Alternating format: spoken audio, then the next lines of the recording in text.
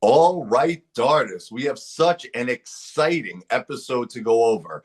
Today, my guest, the Cradle King, Cassidy Barney, and I, also the creator of Dart Arts Event, we're going to be discussing all the different games, the competitive games that happen at Dart Arts. Some of you have questions, we have answers.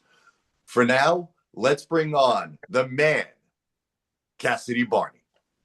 Hell yeah. Thank you, Frank. And I gotta say it again. Happy birthday, dude.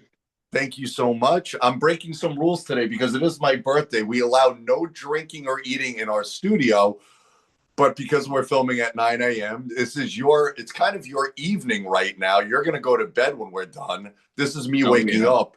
I'm going to start my day when we're done. So I am drinking some coffee in here, or as we say at Dart House, Sarah Espresso, uh, which is the most illegal thing you can do at Dart House is eat a drink in the studio, and I'm breaking that rule, and that's okay.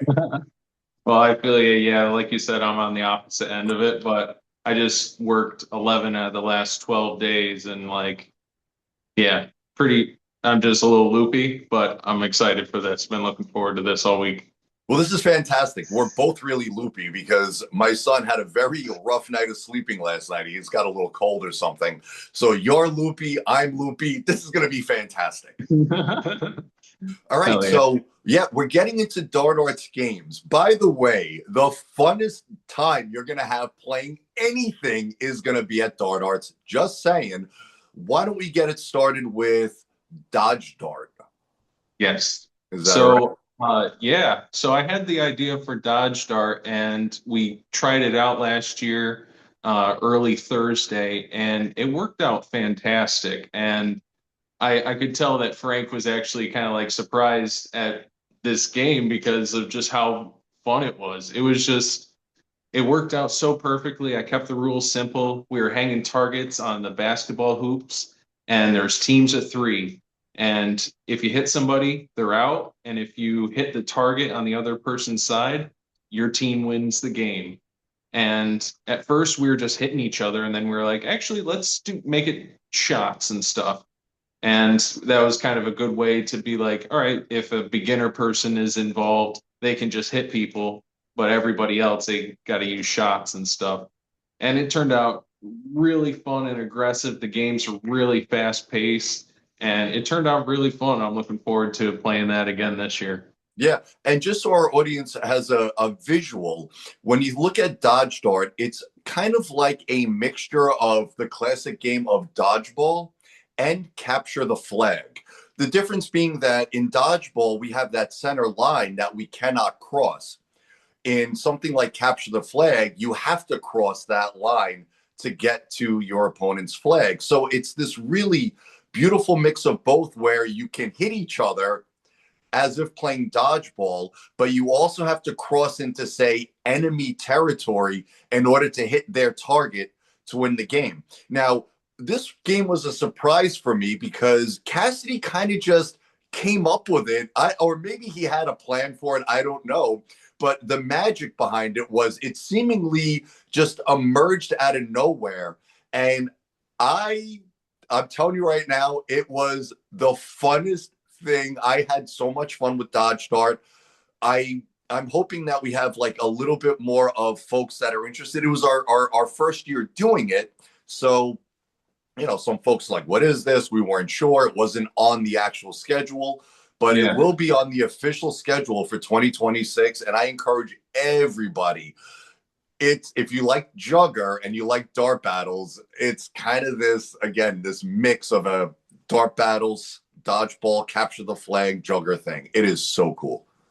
Yep. I'm wicked excited for that. I also have this other version that I was thinking about trying out, and I'm trying to figure out the schedule where we could possibly have Dodge Dart be take up a little bit more of a spot space because it is so much fun. Because I think also the reason was we were playing it before 3 o'clock on Thursday, just getting there after we set up, and it was just kind of that spur of the moment thing. But it's kind of like I don't know. That's how Jugger worked the first year, where it was just like a game I kind of threw in on Thursday, and then it turned out to be extremely fun. So I'm figuring out, I'm thinking maybe we do. the dart battles and then shot put at the same time. So the people waiting to do the battles, they could do the shot put.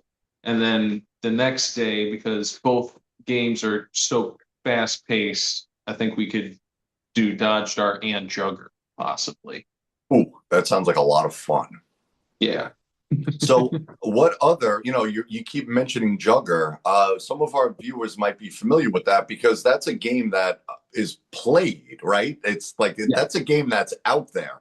Well, my first experience with Jugger was Dart Arts. I had never engaged in it before. So, for those listeners who know what Jugger is, awesome. For those that don't, why don't you give a little background as to what that is? Because that game was also super duper fun.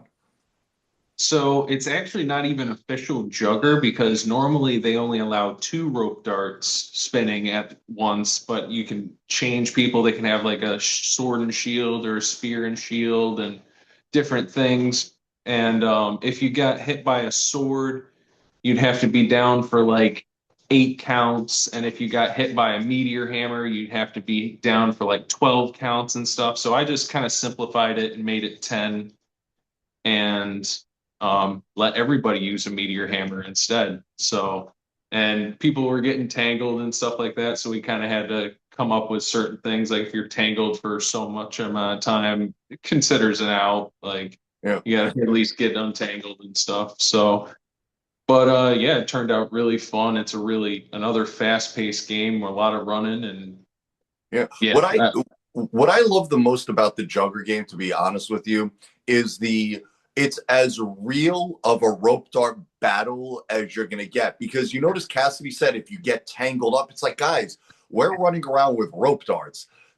Even if you look back at old, just say martial arts, say self-defense situation, whatever it is, the likelihood of somebody, an opponent, an enemy getting tangled with your rope dart is extremely high. So to learn how to not only be able to be offensive, but also the defensive aspect of, oh, I got tangled. Now I have to do something, or I have to figure out a way. I noticed that all my horizontal strikes are getting tangled, but my linear shots, only half of them are getting tangled.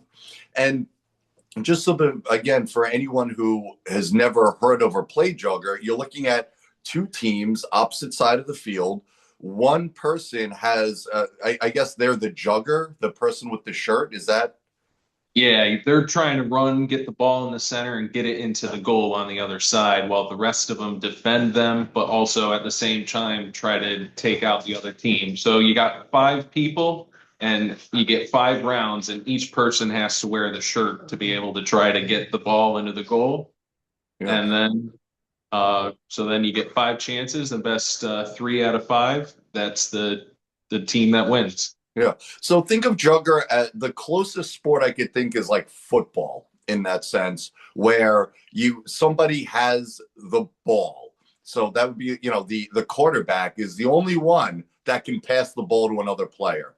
In Jugger, the person wearing the shirt, the jugger, is the only one that could try to capture or hit the other opponent's ball off of the thing, or however we did Yeah, it's just a ball and put it into the goal at the end. yeah.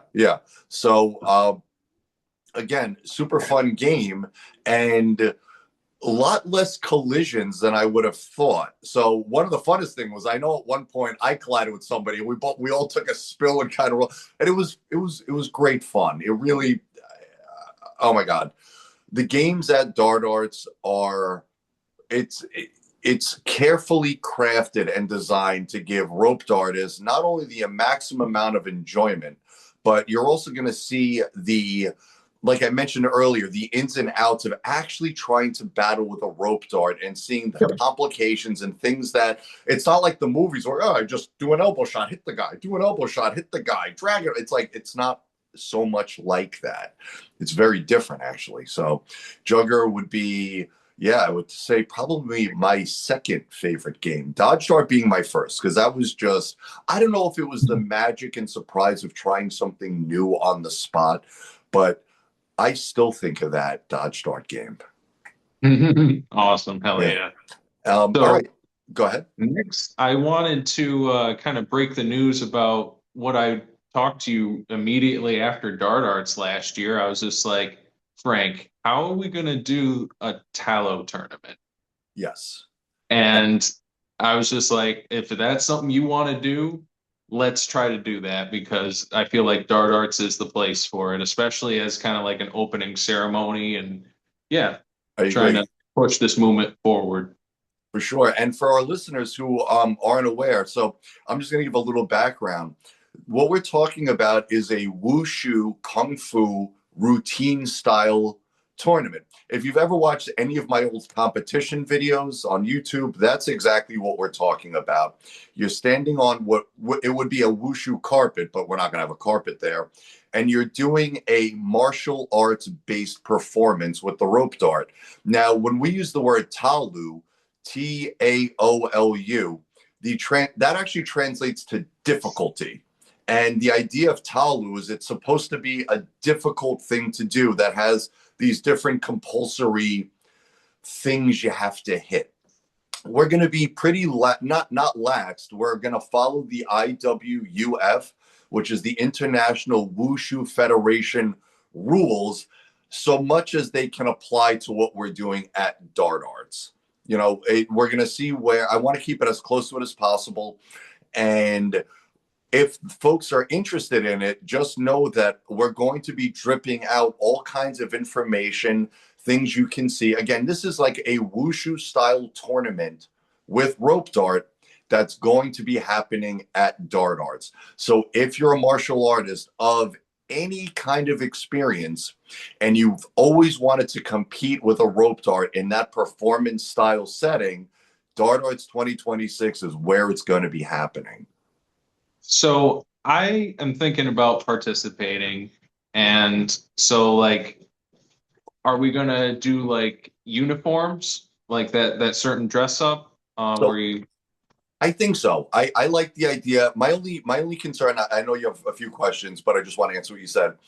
If folks are like, oh, now I got to get uniform, it's just, be like, all right, it's not that big of a deal. I would like everybody to be in uniform just to add to the credibility of a wushu tournament. If we're calling this a wushu tournament, if I went to a wushu tournament and I wasn't in a uniform, a traditional kung fu uniform, they would score me very low. They might even say I couldn't compete. So I'm trying to keep it as true to the spirit of a wushu tournament as possible, guys. You can get wushu uniforms very, very inexpensive on Amazon or I'll put links out. There's a couple of different companies that make them. They're not expensive. and what are you have to use a metal dart, correct? Yes, a metal dart or a hammer. Now we're not going to have a lot of divisions. As a matter of fact, I think it's just going to be one division, and that is it's all genders, all everything, and it's beginner, intermediate, and advanced is all in one thing. Because I guess it's going to come down to how many rope dartists and meteor hammers sign up for it. If we have 30 folks there, we can break it up into divisions. If there's less than 10, it has to stay competitive. So it can't be that we have, say, 5 folks in it and there's 2 in this division, 1 in this division, another 2. It's like that's not competitive. So Yeah. it's all going to be one division, all genders and all skill levels. But it has to be a traditional, like you couldn't do a wushu tournament with a silk dart. They'd be like, get the hell out of here. This is a martial arts competition, you know? Yeah. So I've heard different things like they would judge you and let you use your rope dart if it was like waxed and you'd have to hold it at a certain point and if the rope would stay like taut. I don't so like is there different like standards of like what type of ropes and how it's supposed to be in a So, wushu tournament? so that's a great question because there are requirements for your weapons. Now, I'm gonna be I'm gonna be honest right now. I have seen a lot of times if you look at wushu tournaments in that take place in China, the like China nationals and things, you'll notice that the athletes use rope darts or meteor hammers, and the rope is extremely shortened for ease of use. I look, if anybody knows me, you will know I cannot stand that. I think it's cheating. I do not subscribe to it. And that's why you don't see a lot of technically hard things, hard techniques in modern day wushu tournaments happening in China. Their rope isn't even long enough to do, say, a dragon necklace setting elbow shot type of a combination. That being said, when you look at other weapons in wushu tournaments, they all have a certain standard. So, for instance, when you look at a pole arm, like a staff, it has to be the height of your head. It has to be as tall as the athlete. When you look at something like a sword, it has to be, if you're holding it, by the hilt, by the handle, it has to come up to your shoulder, at least, from hand to shoulder. When you look at a spear, the difference between a spear and a staff is if I'm standing straight up, a staff has to come to my head height. For a spear, I'm standing straight up, one arm straight up, and the spear has to touch basically the tip of your middle finger. It needs to be that length. Okay. I have judged tournaments, specifically the international Chinese martial arts championships, and athletes try to sneak in with these staffs that are too short or these spears that are too short. And I'm like, guys, your Sifu should have told you, because we have rules and we send the rules out. And the rules are very, very clear as to what the requirements are. And I penalize athletes. It's like, look, this is not a flow festival. This is a competition that folks take extremely seriously.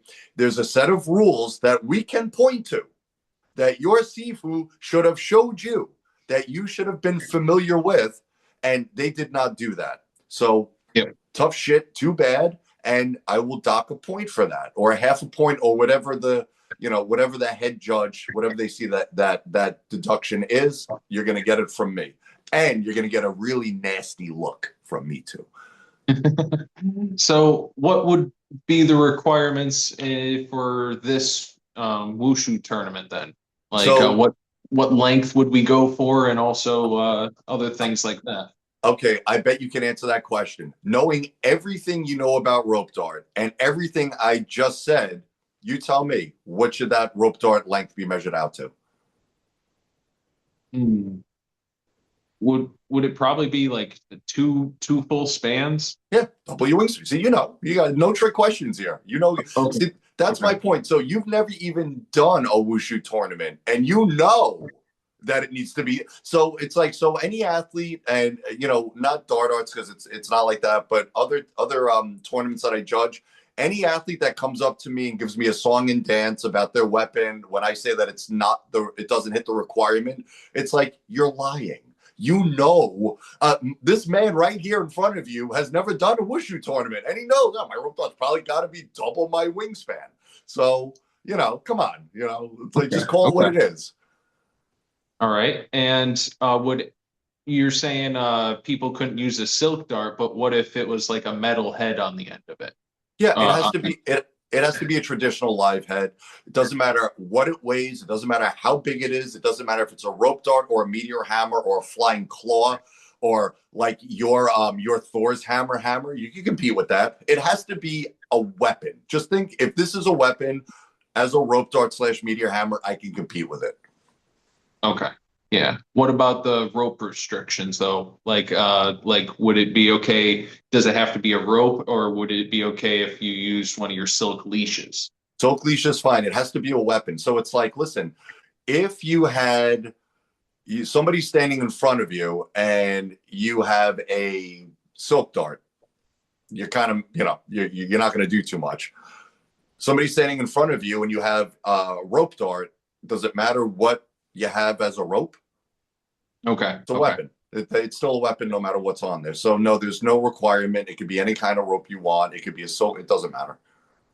Gotcha. Cool. Cool. All right. And so where are you going to start on the we're doing it on a basketball court. Would you start in the center? Would you enter from one of the corners or something? Yeah, that's actually a great question. I'm glad we're going over it. First and foremost, it's nice that we're using the basketball court. So for anybody listening, a wushu carpet is 20 feet wide by 40 long. So the basketball court is kind of close to those dimensions. Now, looking at that 20 by 40 space, break it up into four quadrants.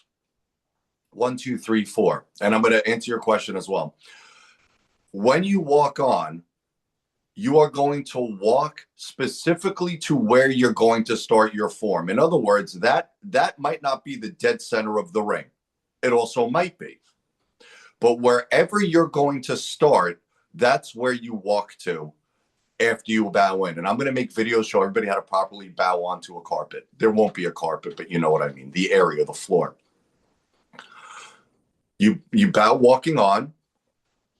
You go to where you're going to start, and then you do not bow again. You stand at attention, and then when you're ready, you begin. Two things. One, remember I said four quadrants. You, the athlete, the rope dartist, the meteor hammerist, has to have your body go in each one of those four quadrants at least one time. So you could do this thing in one quadrant, then you move to this, another quadrant, and then another. And you have to hit all four. Second, you need to end your form in the same quadrant you started the form in. Even better, if you can end your form standing on the exact spot that you started the form. So these are different tiers. I look at, so all things being equal, did Cassidy hit all four quadrants? He did. Did he end his form in the same quadrant that he started his form? He did. Okay. Did he end in the same spot in the same quadrant that he started? He did. Okay. That's high scores right there. Whereas, say, Frank, I hit all four quadrants. I ended my form in the quadrant I started it in, but it wasn't on the same spot. So that differentiator between Cassidy and Frank is Cassidy ended on the spot. Frank didn't. Cassidy would get a higher grade for that reason alone. Does that, you follow that? Yeah, very cool. Very cool. Because just for everybody, it's like we're going to give a list of criteria for the Wushu tournament when you're making your form, and I'll let everybody know, but then later, but I'll let you know now, I will help you put together a form. You're going to have criteria. It's not, there's no guessing. You're going to say, okay, does my form satisfy this? Check this, check this. Okay. Now it comes down to skill level. Now it comes down to, it's like, make sure you hit all the boring stuff, all four quadrants, starting or stopping where you started. That's the boring stuff. Now add the flair. Now add the sexy. Now add the looks and the this and the ayahs and all that stuff. And that slowly builds you. That makes Cassidy look different than Frank on a scoring sheet. So you say there's certain criteria. Is it something like you have to do this many shots and this many like types of shots or some stuff like that? Is that something part of the criteria? So because rope dart is the neglected child of all wushu kung fu, the rules are very spotty there. When you look at compulsory rope dart forms, you would so there's two ways to do this. When you look at wushu forms, there's hitting certain things, like you just said. It doesn't matter what you do, but you have to hit 5 shots. Doesn't matter what you do, but you need a belt wrap here. Then there's, you have to do exactly this, like frame for frame, everybody looks exactly the same. They call that compulsory. That means Cassidy, Frank, Instructor Bensei, whoever, everybody did the same exact thing. We do that because it's easier to score. When, you know, I could see if Cassidy, if he has to hit a horse stance right in this spot, and so does Frank and Ben and Scott Britt and all these folks who had the lowest horse stance, whose feet were parallel. That's an easy thing to see. What's hard to judge is who is the coolest, because Cassidy's going to look cool, Ben's going to look cool. Scott's going to look cool. Everybody's going to look cool. So Yeah. that's where you have these, say, boring differentiators. To answer your question, no, we are not going to have you have to shoot 5 shots, just as an example, because the IWUF, the International Wushu Federation, they don't have that. So for rope dart, so again, we are going to, guys, the rules are online. You can go Google IWUF and find the rules for literally every event other really than rope dart and meteor hammer. It's the child that nobody wants to get involved with for whatever reason. Hey. But okay, very cool. So in the duration of this, it's something, whoop, tell me, it's something about like a minute, minute and a half. Yeah, that's a great question. So when you're looking at different wushu forms, you're looking at no more than a minute and 30 seconds. Now, it does depend on the weapon and what you're doing. For instance, I believe, something like a spear form or a southern saber is a little bit longer than, say, other types of forms. So with rope dart, there's no real it's got to be this. But I'm telling you, from a judge's perspective, if you're still going after a minute and 30 seconds, it's far too long. I keep my forms. Just think of it like this, guys.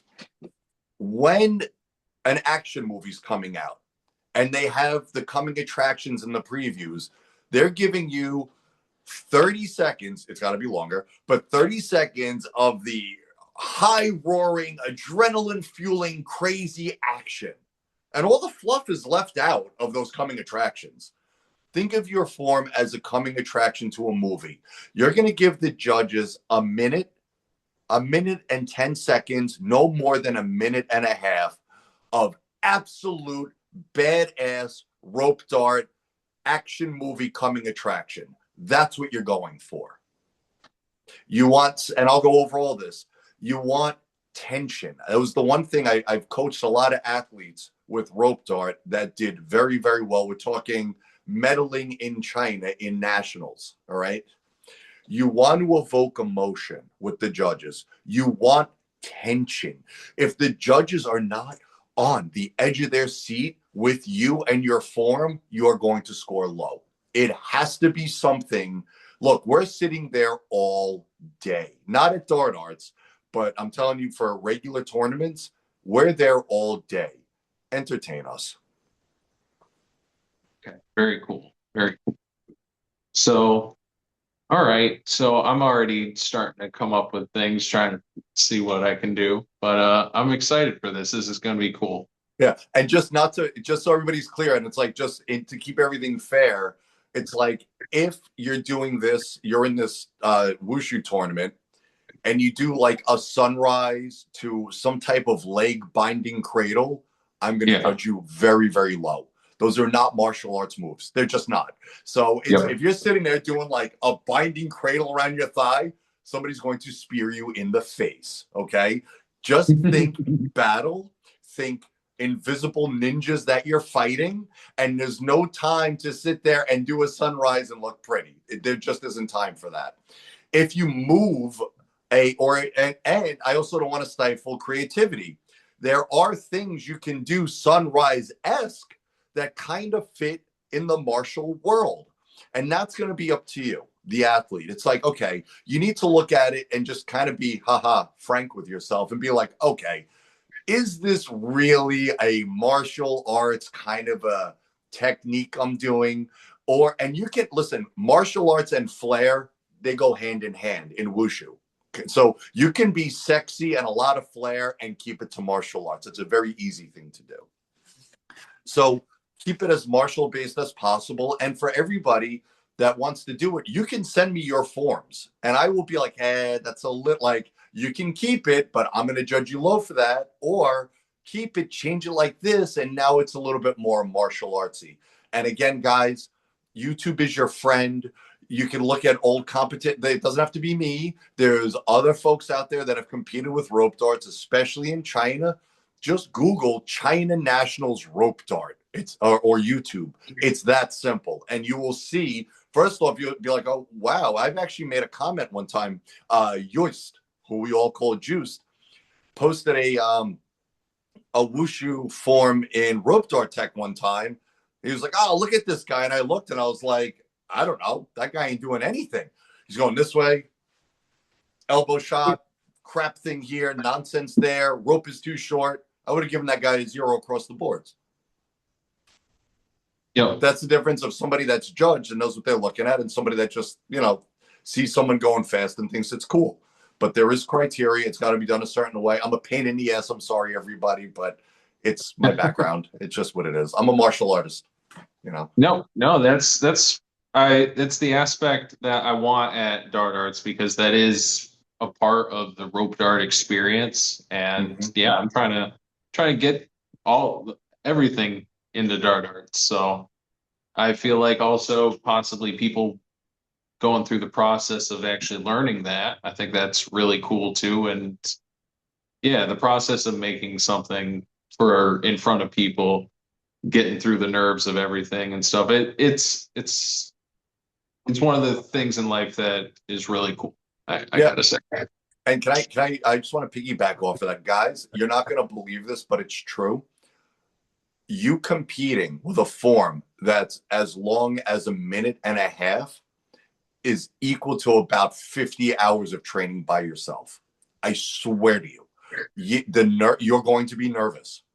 You're going to practice it and it's going to be perfect and you're going to get nervous. Your legs are going to feel like jelly or like lead and it's going to kind of suck for a little bit. And that experience is worth its weight in gold. Guys, I have confidence rope darting in front of anyone, anywhere on the planet because of the competition career I had.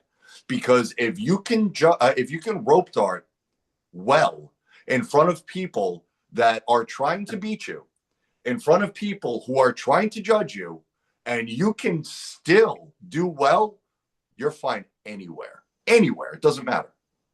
Yep. Very cool. So you want to get on to the other games or do we have a little bit more to divulge? I think we covered a lot with the Wushu tournament, and we'll be dripping out information for those. And for everybody that is interested, once we get a group, all of the athletes, I'm going to make a Facebook group specifically for these athletes. And that's where I'm going to help coach you if you want it. I'm not going to force myself on anybody, but I have a crazy amount of experience and I know exactly what I'm looking for. So I'm a pretty good resource for this stuff, guys. Just saying, I stay in my lane, and my lane is wushu competition with a rope dart. So I'm here to help, and I'm honored to help and eager. I want more folks, guys. I would love to go to a wushu competition. Well, actually, this is one thing I'm going to squeeze this in. Phil Pisant and I are going to put together a team for folks that want to go and actually compete at tournaments. And my goal is to get like, I don't know, no joke, like 100 of. I want so many rope dartists showing up at a tournament that they don't know what the fuck to do with us. That's the kind. Yeah. I want to make a statement. I don't care who wins. I don't care. I want to make a statement. We're here. It's happening. Let's go. Yes. Yes. I love it. So that probably covers everything right now for the Wushu tournament, and things will develop. And as they develop, I'll let you know. Very cool. Very cool. So this is just Dodge Dart and the Wushu tournament. That's just Thursday. That's just us getting there. We're going to play Dodge Dart as soon as everything's all packed up by 2 in the afternoon Thursday, and then 4:30, we're going to be doing the Wushu tournament. So then we're going to meet at the main dining hall, and I'm going to announce the teams and everything. And then we're going to play the first game that is actually going to be for points is UV accuracy. And so that'll be Thursday night at 8, and we'll have beginner, intermediate, and advanced. And we have 8 targets hanging up in a black light area that are fluorescent. and everybody has UV darts, and you're pretty much playing horse with the targets and stuff. Now, So, oh, go ahead. I don't want to cut you off. so we'll have three sections: beginner, intermediate, and advanced, and we got some prizes for the winners as well. Definitely. And I just want to point out because Cassidy said, 4 points. Do you want to explain for anybody that's never been to dart arts what you mean by points? Okay. So in the very beginning, my dad gives you a random bracelet, either red or green, and that is determining what house you're in. And we have the red dragons and the green scorpions. And he divides everybody who signs in half, and then you get a schedule, and every time you participate in a class, you get a point for your team. Every time you help volunteer, you get a point for your team. For even just participating in the games, you get a point for your team. Yes, there's prizes for the winners, but those don't really contribute towards the points. And at the end of the weekend, we have medals that we give out to the winning team. And last year, there was a 2 point difference between the teams. It was like 458 compared to 456 or something like that. And it was ridiculous because I accidentally read the winning team wrong. And the green team thought they won. And then red came up to me and she's just like, no, it was the other way around. And then I looked at it and I was like, oh crap. I just got everyone's hopes up. Yeah, I remember that. I remember that.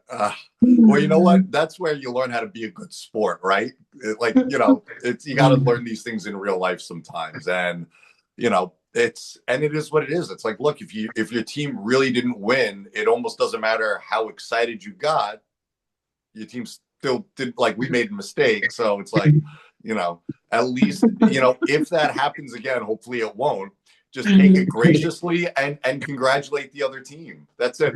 Oh, Yes. guys, let me tell you something. For the wushu tournament, sportsmanlike behavior is huge with me. Huge. Any kind of petty, and I don't think this is going to happen, but petty arguing, like it's so not tolerated. It's fun, and it's not as bad as in China. So check this out. I'm in the Wushu Olympics back in 2012, and they're going over the rules. This is how kind of crazy it is, just so you know. And it's not going to be like this in dart arts. This is the rules. If the judges make a mistake, kind of like we did last year with the points, okay?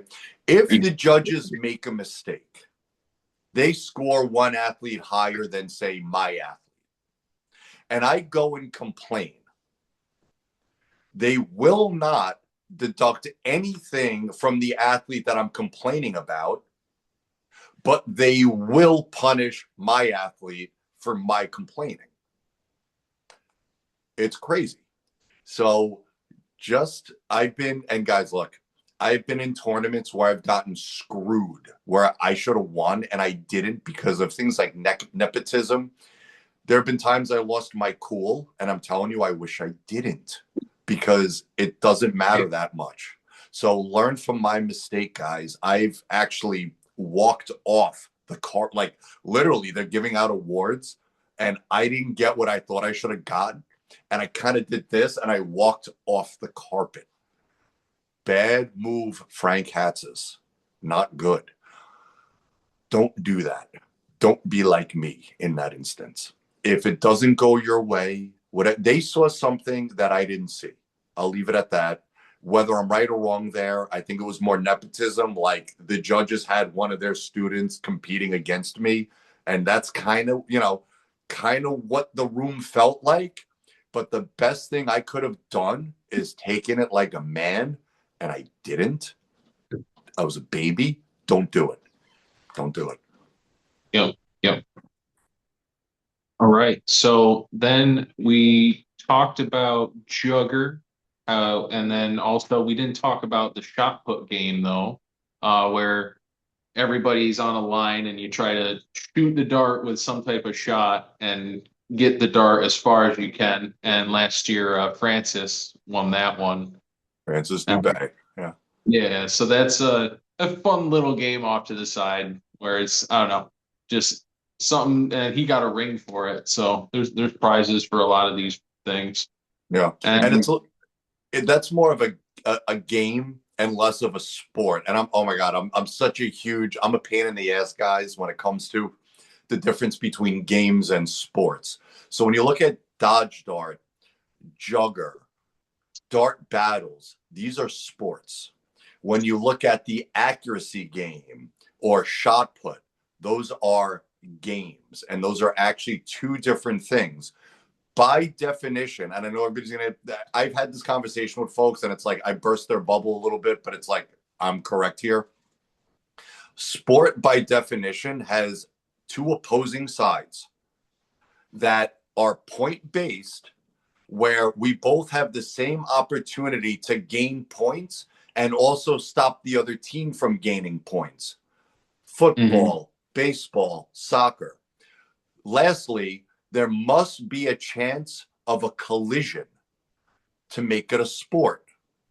When you look at a game, sure, it's point based, but things like gymnastics, competitive swimming, shot put, these are not sports. They're games because there's no opposing side stopping you from gaining points. Do you see the difference between these? So Yeah. dart arts has both rope dart sports and rope dart games. Here's the easiest way. Right now the Olympics are going on. Is it called the Olympic sports? Is it Okay. called the Olympic games? Because Okay. games encompasses both sports, opposition, and activities, non-opposition. That's why they call it the Olympic Games. And that's my hammered down card for anybody that says, no, gymnastics is a sport. No, it isn't. Guys, I competed in wushu tournaments for a long time. It's not a sport. It's not. It's a game. The game is you have four quadrants. You got to start in this one. You got to end in. It's all these different criteria of a game, a physical game. Very cool. Okay, yeah. That's a cool way to look at it like that. That's yeah, at first I was just like, but then you cleared it up right in the middle. That was very cool. Yeah, yeah. Because folks think that. So first off, the highest trained athletes on the planet are gymnasts. So when sometimes people say, "Oh, I love the sport of gymnastics," and I say, "Well, it's actually not a sport." People they've yelled at, "How could you say that? Blah blah. It's the hardest." I said, "I agree. It's actually the hardest thing out there to do. That doesn't make it a sport." For instance, years ago, we're going back over a decade. A study was done. A study was done, and they took athletes from different sports: soccer, football, baseball, lacrosse, hockey, and gymnastics. And they made each athlete perform not in their own, discipline, but in every other discipline. So the hockey player played baseball, basketball, all these different things. Do you know that the gymnast outperformed everybody across the board in what would have been their own sport? Outperformed everybody. It wasn't even close. The baseball Yeah. player couldn't play basketball as good as a gymnast could. Yeah. A Yeah. hockey player couldn't play baseball as good as a gymnast could. So when I say that something is not a sport, that doesn't mean that the athlete isn't the most highly trained person on the planet. It just means by rules and definition, it isn't a sport. Yeah. Yeah. I could totally see that now too. Yeah. The So baseball is very close to just being a game because there's still chance for collision there. So it's still a No, sport. it satisfies everything that it has a sport. It's two opposing teams that Yeah. have the same opportunities to gain points and both can stop each other. Now it's different, whereas something in football, it's happening all at the same time. Whereas, well, no, it isn't, because in football, only the side that has the ball has the ability to score a touchdown. In Okay. baseball, the only side that can get points is the one that's up at bat. So it actually, baseball satisfies all the criteria. It's just not as rough as a sport as, say, football, hockey, or basketball, because you're all kind of running into each other. Baseball doesn't Yeah. have that, but there's still a chance for collision. Yeah, yeah. I So next I was thinking about the dart battles, and I was thinking possibly for I don't know. This is just me kind of coming off the dome here, but I was thinking having people wear safety glasses and kind of getting rid of the rule of like no head hits, because I don't think really anybody's like directly trying to Right. hit people in the face. It just kind of happens. I So I agree. wearing safety glasses and then just removing that is, especially for the advanced group, I'd say. So Um, let me, can I just piggyback off of that? So yeah, we did dart battles at Burning Man at my Camp Vulcan Empire years ago. And because at Burning Man, everybody has goggles on because it's so dusty, that it just, we were playing and I was like, oh my God, this is what a great natural addition to just have everybody wear goggles, or, something to protect their eyes. Because, I have to be honest with you, last year, one of the competitors in dart battles lost. It was Nathaniel Eisler, and he should have won because he's hitting folks and they're ducking, yep, and then he was aiming at their stomach, and then they think it's coming at their head, so they're ducking and they're putting their head and face right in front of his shot, and yep. everybody was docking points. I flipped out because I was like, this is not okay. Nathaniel is so good. He's doing everything he's supposed to be doing right now, and this poor guy is getting points docked because his opponent is putting their face in his shot. What the I heck? I was like, I no. made the joke when that was happening. I was just like, he's blocking it with his face. Right.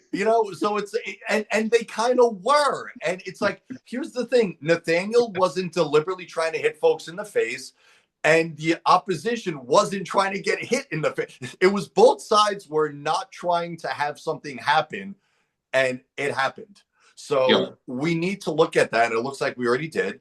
And it's like, guys, wear goggles, it's gonna happen. Guys, this is dart battles. It's silk darts. Look, your dominatrix slaps you harder, okay? So just whatever. I'm being silly. Yeah. So I think that would be good enough though, just getting a few pairs of safety glasses for the games, and that's an easy fix right there. Well, I think goggles are better just so you have something that wraps, and like construction goggles or something that are very clear. Okay. They'll protect the nose a little bit too, so you don't, but whatever you think is best. But I think something that has a strap on it so that you're Yeah. not worried about keeping your goggles on. They're firm, and then you can be the badass dart battler that you are. Yeah. Yeah. So that's because I always was just like, I'm just doing this as a safety precaution, of course. But like me personally, like my friends and I, we'd battle each other with like, wooden swords and kendo sticks and stuff, and just hitting each other with sticks pretty much. So it's just like, I don't really care, but I also got to worry about like, other people getting hurt and stuff, and just trying to keep it like with the, I think I'll still keep the no hitting in the head rule for jugger, because like I don't want people really like digging Yeah. in during that. We're playing tag. You still are like hitting each other, but yeah, like Well, Bensei at full power, that would fucking hurt. yeah, no, we don't want that. You don't want your head to be the next ice block with that guy. I'm telling you that much. And just to your point, the difference between jugger and dart battles is, in dart battles, your opponent is standing right in front of you. In jugger, you could be looking this way, and somebody swings a rope dart on the side of you and smashes you in the head. It's like, it's kind of cheap. So yeah, I wouldn't do that. But in dart battles, the guy's right in front of you. I also think that having goggles will give the players in dart battles a little bit more confidence to know that, all right, like, I could take more risks. My eyes aren't at risk, so I could go for Yeah. things. I think goggles are the way to go. It keeps everybody safe, and it doesn't. It just makes the game better. I think it doesn't hinder anything. It takes nothing away. So Yeah. Yeah. for me, I would get those safety glasses that got that like strap on the back. So I think I'll probably just get 6 pairs of those, and then hopefully Yeah, that'll be good for everybody. yeah. But yeah, and then we are doing this year at night, rather than more dart battles. It's going to be a UV dart battle royale, and this is headed by Brennan Bacon. So it's going to be like Foursquare and 4 people in there, and last one standing wins. And so just everybody trapped in the pavilion pretty much, and in the 4 squares, and then if you're the last one up. So I think it should be a cool addition. Heck yeah, man. I mean, if there was anything that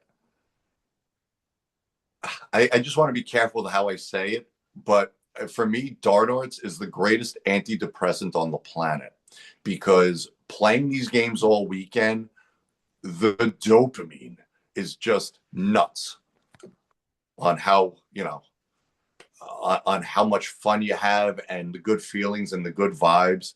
And, we're all friends there in some way, shape, or form, whether it's, just meeting for the first time, whether it's Cassidy and I that have a very friendly relationship over years now, everybody's welcoming.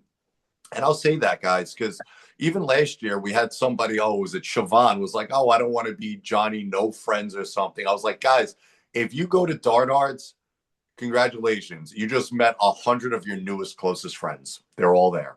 So come on down. The water's fine.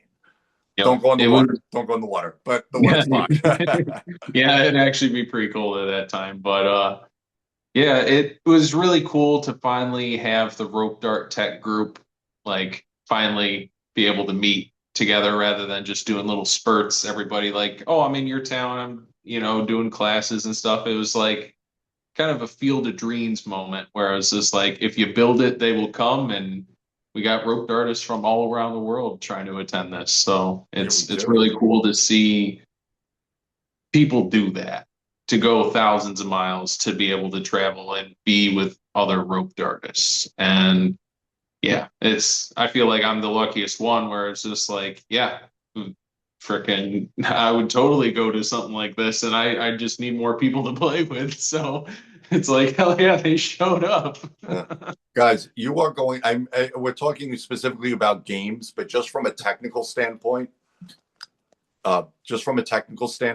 you will level up at Dart Arts in a way that I'm not saying you won't level up at a festival that you go to. That's not what I'm saying, because you will. What I'm saying is you're not going to level up the way that you're going to level up at Dart Arts. It will not happen. There just isn't the amount of talent and skill at Dart Arts. They don't hire that many rope dart instructors at festivals. You get like 2 or 3. This is like the best of the best of the best when it comes to technical know-how and being a good person, because that's part of being the best. You could be great at rope dart, and if you're kind of a poo-poo person, I don't know. I'm not interested. Be a good Yep. person first, and then rope dart good second. I am going to Yeah. plug my phone in, which might ruin the microphone, but I don't want my battery to end or to die. So let's see. No worries. Okay, cool. Yeah, I'm very excited for this year. We give out belts for the dart battles. The Junker game is really just for fun. There really isn't any prize to give to the whole team. It's just if you're more people participate in the game, then your team gets points for the overall average. But yeah,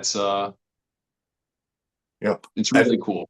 and just to add to this, with with your permission, of course, for the Wushu tournament, I would like to give out a gold, silver, and bronze medal.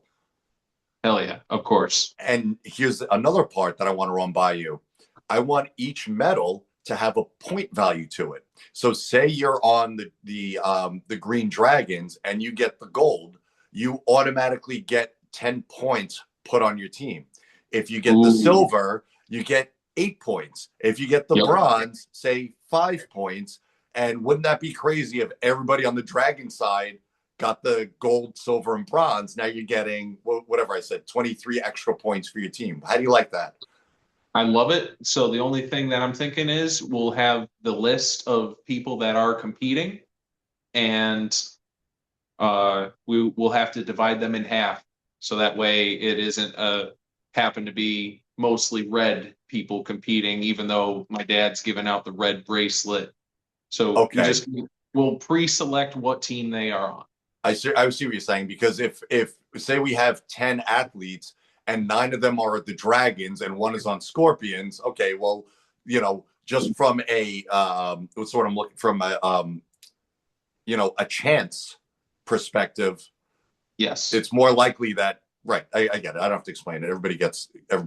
That's a good idea. So that's the one thing that we're really gonna have to look at. So you are gonna have to sign up for the wushu tournament beforehand, and then I guess on our back end, we'll then divide them up and let your dad know. By the way, shout out to Mr. Barney. This guy is like the nicest, coolest dude you could ever meet. He helps put this event on all weekend. It's completely volunteer for all of us, including Cassidy's dad. That man is there at like 8 o'clock in the morning, welcoming you. He's there he's guy's awesome. So it's no shock why you are the way you are, Cassidy. You come from a good stock. Um, so Thank we you. yeah, no, I mean I call like I see it. It's just true. So we'll let your dad know. We'll figure that out on our back end. Okay, and it might be just say we have 11. It's like, okay, look, one team is going to have 6, one is going to have 5, but we will minimize that as much as we can.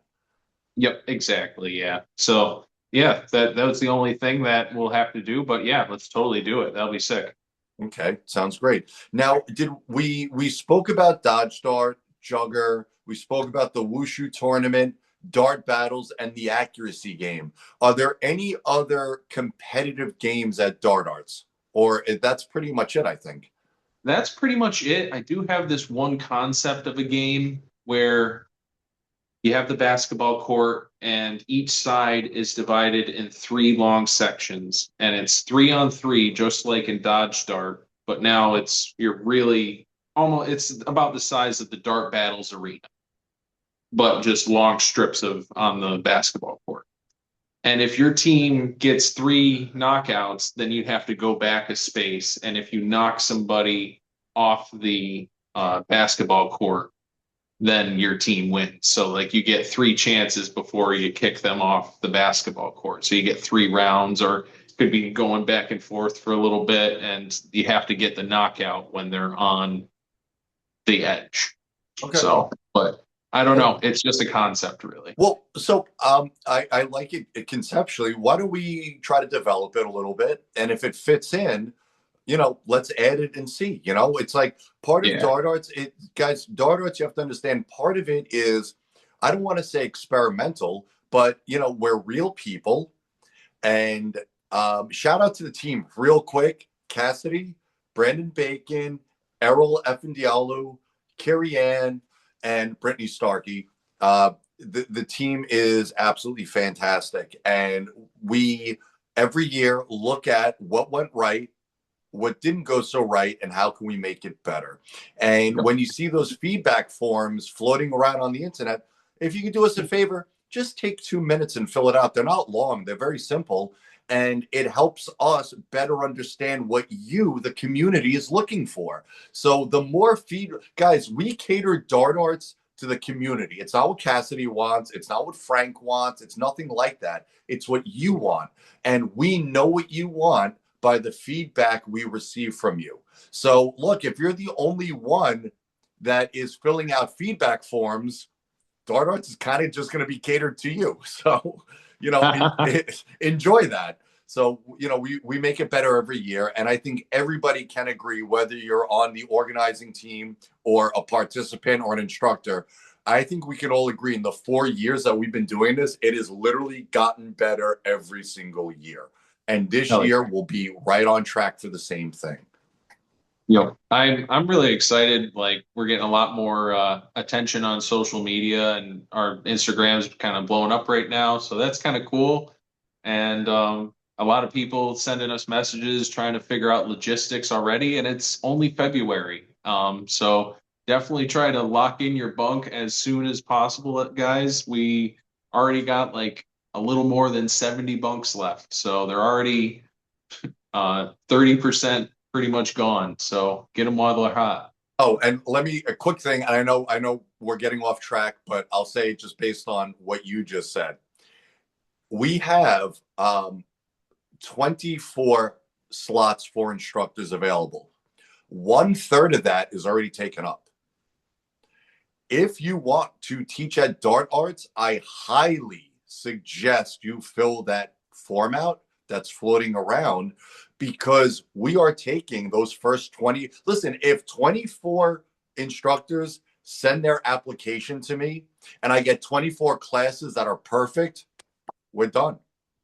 And if you were going to be number 25, I'm going to say, sorry, you missed it. So this is yet another, I'm letting you know. Guys, if there's anything about me on the planet, I say things, I write things down, I point to them and say, that's the expectation. And if you hit that expectation, we are good. If you don't, it was my birthday. Oh, I don't care. I don't care. You have to do it. It's a lot to organize. And for us to do it in a way to keep bringing the excitement, the thrills, the fun to Dart Arts, there's things that have to be done in a certain way or else it becomes chaotic. And I don't think anybody wants that. So, again, a little off topic, but if you're interested in teaching at Dart Arts, a third of the instructor slots are already taken, meaning we only have another 12 opening. I would jump on it. Pardon me. We have more than that. No, 15 or 12. something? No, 12. That's it. That's what we have. That's what we Cool. have. All right. Hell yeah. Very cool. And so let me think. We went over the games and stuff like that. Things that, just a bunch of other random activities. We start off the weekend doing a big old painting together with paintbrushes on the ends of rope darts. Um, we have smoke darts going on that you can purchase and spin one of those. Um, Shout out to Emily and Errol from and Flow Toys for providing the smoke dart necessities for smoke darts. yeah. And we spin fire every single night, and that's what Kiri does. Is she runs the fire circle, and she's making it wicked awesome every single year. I loved what she did with the fence line and the lights and everything. That How was so cool. it just adds, and that's what I really love about the organizing team is that everyone understands the little bit of magic that we all have to individually put in. And let me tell you something, walking down to the fire circle that first night that it was up and just seeing the lights, I was like, oh my God, I wasn't expecting that. I didn't know that was going to Yep. happen. How cool is that? And one more thing, there is an LED trail walk, just so Yep. it's not a competitive game, but just so you understand the amount of activity at Dart Arts is huge. And again, participation in all of this is not mandatory, but it's absolutely encouraged. You'll have a better weekend if you participate in what everybody's doing. And I get it. Sometimes you want to go off in your own thing. You want to practice. You want to learn tech. All that's good. There's nothing mandatory, but it is encouraged. And you will leave feeling like, wow, so accomplished. The more you participate, listen, everybody says the more they participate in the events, the funner of a time they had. That's the feedback I've gotten. So, and I'll say that for myself. The more I participate, the more fun I had. Cassidy was trying to get us to do dodge dart, and I'm like, no, I'm doing this accuracy. I'm trying to learn from Willcat. It's like, no, let's play this game. And I'm so glad Cassidy really gently pushed us into playing dodge dart, and I'm glad he did because it ended up being my favorite game. It's my favorite game now. So, guys, go step out of your comfort zone, try new things. It's fun. It's fun in a way that I didn't even know it was going to be that fun. I had no idea. And guys, I'm looking forward to dodge dart in 2026. I'm about it. So try it, please. You will thank us. You'll thank. Oh, thank you for. I thanked him, Cassidy. Thank you for encouraging me to try dodge dart. It took my weekend to 11 because I didn't. That's the magic. I didn't know it was going to be that fun. It was awesome. Awesome. Thank you. And that was Thank you just for the that. very start of the weekend. I'm Yeah. glad it got you up to that height. Yeah. I mean, and that was it. And then we were off and running. I was like, wow, I had this much fun. Expectations are high. Right into this is Thursday, 2 o'clock in the afternoon, like Cassidy shared earlier. That was so much fun. Expectations are high. And man, I rode that wave all weekend. It was nice. Awesome. Yep. So, and we got things better situated this year, doing the LED trail walk rather than at like 11 at night, doing it at 8 o'clock right after dinner so everybody can go out and do it and then still make it to the fire circle. And then we're just going to have the fire circle running as long as people are going. So, Oh yeah. Oh yeah. Cool. All right. This was awesome. Like, yeah. yeah, I think we got shared a lot of information. I think I think that we explained the games really well, and folks have a better understanding of what to expect if they've never listen. If you've been to Dart Arts, you know exactly what to expect. So if you haven't, go and wow the fun you'll have. Hell yeah. All right. Well, Cassidy, it's always a pleasure and an honor to talk to you. Again, on behalf of the entire Rope Dart community, thank you for putting Dart Arts on. It's something that has been necessary for, you know what? I'm going to say that it happened exactly when it was supposed to. I'm going to just stop right there. Yeah. And, Yeah. and the fact that it's going the way it's going, I think proves that right. Yep. For sure. I'm happy that the community answered the call. Oh, yeah. I've got Rope Dart community. Come on. Best community on the planet. For real. For real. Well, I want to thank all of you for joining us today. I hope you're as excited for Dart Arts 2026 as Cass and I are. If you have any questions about it, please reach out. Please give us feedback. And if you want to teach, fill out the form before April 1st. From Dart House and Oswego, New York, where Cassidy is, we want to wish you peace, love, Dart life. Start life, guys.